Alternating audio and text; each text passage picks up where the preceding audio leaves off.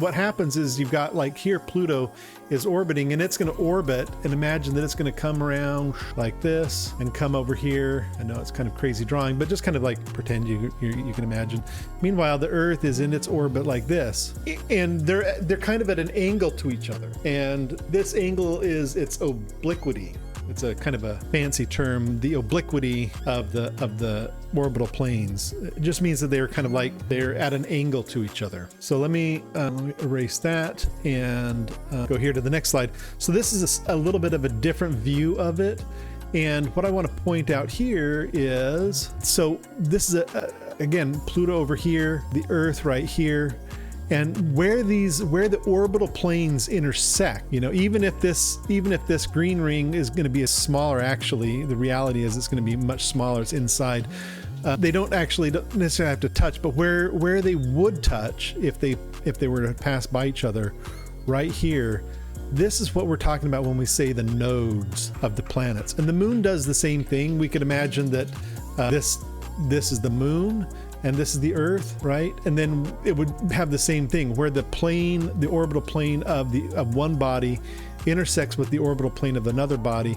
That is what forms the nodes of the two together. So nodes represent a relational experience between two orbital bodies, and where the one planet goes below the other plane, this is called the descending node, and where the planet then goes above.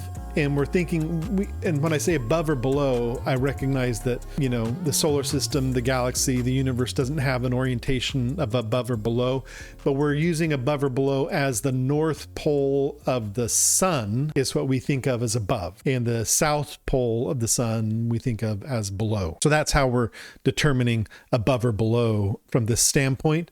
So when we talk about the descending node, it's where the planet is north of it's north of the middle of the sun, and then it drops down, the orbital plane kind of drops down. So anyways, that's where we see these nodes. Now, right now, the nodes of Pluto are in Capricorn. It's where the south node is at. This is the symbol for the south node, this little upside down horseshoe with little kind of like loops here.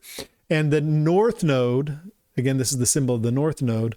The north node of Pluto is in Cancer. And now a lot of the planets' nodes are in the Cancer Capricorn axis right now. Sometimes they vary outside of that. But Pluto is one of the, I know astronomers call Pluto the dwarf planet now, but it was a planet. They called it a planet for a while, but we're just talking about like one of these, long cycle bodies that are orbiting us and that are within our ability to kind of like understand the timeline for it. I mean, Pluto orbits every 250 years. And so these nodes represent kind of an extreme evolutionary points in the ongoing development of socioeconomic situations here on planet Earth. So this Capricorn Cancer axis is what I'm talking about. And this is what has been, the nodes of Pluto have been in Cancer and Capricorn since 444 and will be there till 2741. So that's what we're talking about when we're talking about the nodes of Pluto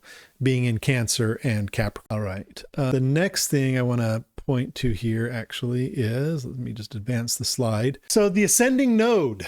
This is just kind of like a little write-up talking about the archetype of the ascending node. This is the portal of emergence. The ascending or north node is the archetype of the great intake. It occurs where a body rises from the southern or lower latitudes into the northern or upper hemisphere of the ecliptic, symbolizing an upward surge towards consciousness and manifestation. In Vedic and Tibetan traditions, this is the head of the dragon, Rahu or Rahula, a point of voracious appetite and ambition that lacks a body to digest what it consumes.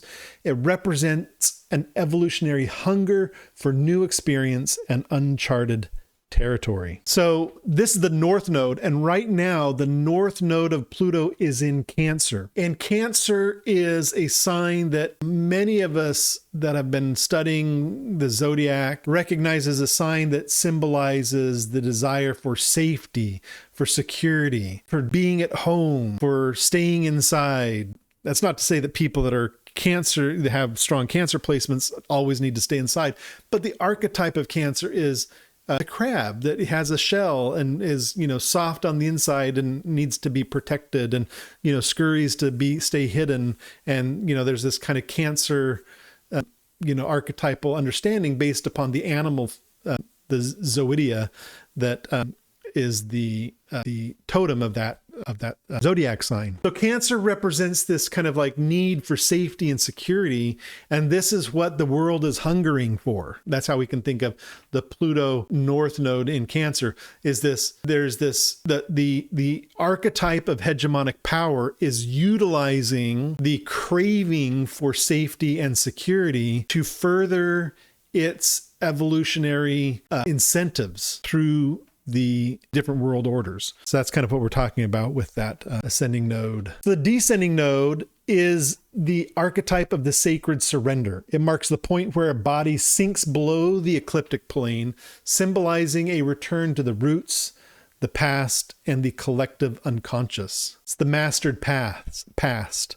This is the tail of the dragon, or Ketu, representing past karma and the innate mastery. It is the dominant hand, what is easy, habitual, and naturally mastered through previous cycles of existence. So again, in Capricorn, we're seeing this planet of this Capricornian experience being manifested as what is habitual, the power structures, the structures of things, the rising of power, the dominance of authority and authoritarianism is in many ways a Capricornian experience. And then last, I think I have one more slide on this that I want to bring up here. So the south node of Pluto in Capricorn is the collective hegemonic grave. It's a multi-millennial immersion into the rigid structures of power, hierarchy, and systemic control that has defined the human experience from 444 CE and will continue until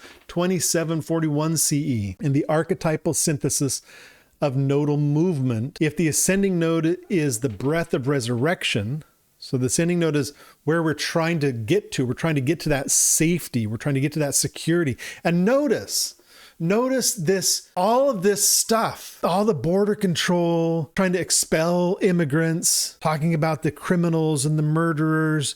This is all to play on people's need for safety. None of this is playing on people's desire for freedom. There's something strong about the fear of not being safe. It's animalistic. From, all animals want to be safe, dogs, cats, raccoons, humans, we all want to be safe. We search out the places where we're going to feel safe and secure, our homes, our dens. We find small places and holes in the ground to, keep ourselves safe. This is a fundamental need of biological existence, this need for safety, and manipulating the emotional need for that because of the North Node in Cancer. We are highly susceptible as societies to the idea that our society is not going to be safe, and we respond to that in ways that are predictable to the hegemonic power systems. All of this, when we look at the Star Wars expansion of empire, it's about safety and security, prosperity, making things work smoothly.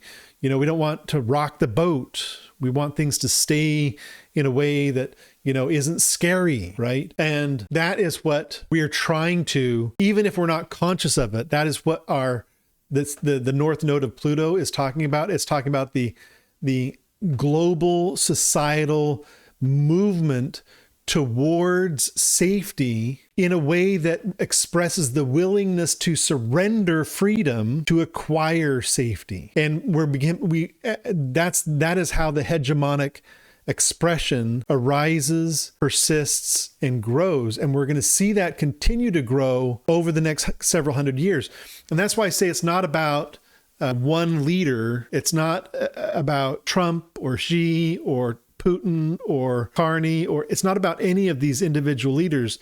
And it's not even about the individual nations. Those are the vehicles through which this hegemonic archetype, which is, we can think of the hegemonic archetype of Pluto as a real living entity within the minds of sentient beings on the planet today, and that this archetypal expression, this emanation of Plutonic power and hegemonic control is arising and strengthening across the world because of this need, this evolutionary need for safety, as you know, in the willingness to surrender freedom. Right? We think of the when we think of the Cancer Capricorn axis, right? That is in a square to the Aries Libra axis, right? Which represents freedom and harmony, freedom and equality, freedom and balance,